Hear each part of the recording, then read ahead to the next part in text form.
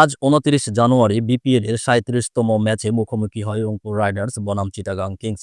চলমান বিপিএলে টানা ৮ ম্যাচে জিতে সবার আগে প্লে-অফ নিশ্চিত করেছিল রংপুর রাইডার্স। তাদের ধারাবাহিক পারফরম্যান্স দেখে মনে হচ্ছিল অপরাজিত চ্যাম্পিয়ন হতে মাঠে নেমেছে সোহানের এই দলটি।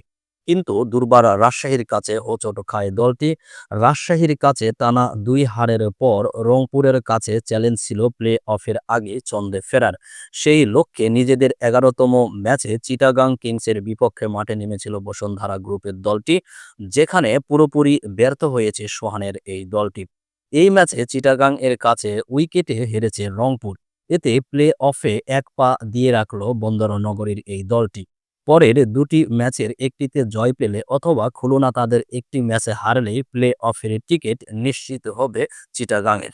আজ আগে ব্যাট করে চিটাগাংকে ১৪৪ রানের লক্ষ্য দিয়েছিল রংপুর। জবাব দিতে নেমে ১৪ বল এবং ৫ উইকেট হাতে থাকতেই জয় তুলে নেয় চিটাগাং কিংস।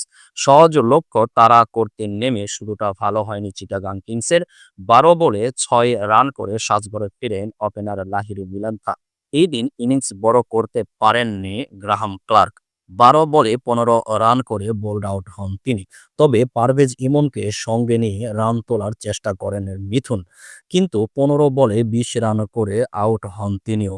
এরপর বলে বলে বাউন্ডারি মেরে দলকে এগিয়ে নিতে থাকেন হায়দার আলী। তাকে যোগ্য সঙ্গ দেন ইমন। ৪৩ বলে ৪১ রান করে ১৬তম ওভারে ক্যাচ আউট হন এই বাঁহাতি ব্যাটার। এতে ২৪ বলে চিটাগাং কিংসের লক্ষ্য দাঁড়ায় ৩০ রান। ২ বলে ৮ রান করে রান আউট হন শামীম। তবে ১৮তম ওভারে ৪ বলে ৪ ছক্কা হাঁকিয়ে চিটাগাংকে জয় উপহার দেন হায়দার আলী।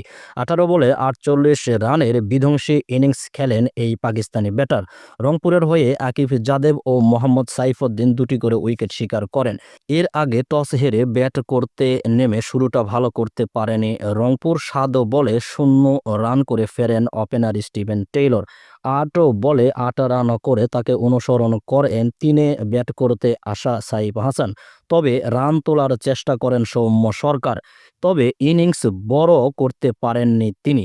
১৭ বলে ২৩ রান করেন এই ডানহাতি ব্যাটার। এদিন ব্যাট হাতে আলো ছড়াতে পারেনি সোহানও। ২১ বলে ৯ রান করেন তিনি। এরপর ইরফান শুক্কুর ১ রান করে আউট হলে দলীয় ৬৮ রানে ৫ উইকেট হারায় রংপুর। কিন্তু শেখ মাহাদিকে সঙ্গে নিয়ে রংপুর শিবিরের হাল ধরেন ইফতেখার আহমেদ। ৩৯ বলে ৫০ তুলে নেন তিনি। শেষ পর্যন্ত মাহাদির ২০ বলে ২২ রান এবং ইফতেখার এর ৪৬ বলে অপরাজিত ৬৫ রানে ভর করে ১৪৩ রানের লড়াকু পুঁজি পেল রংপুর।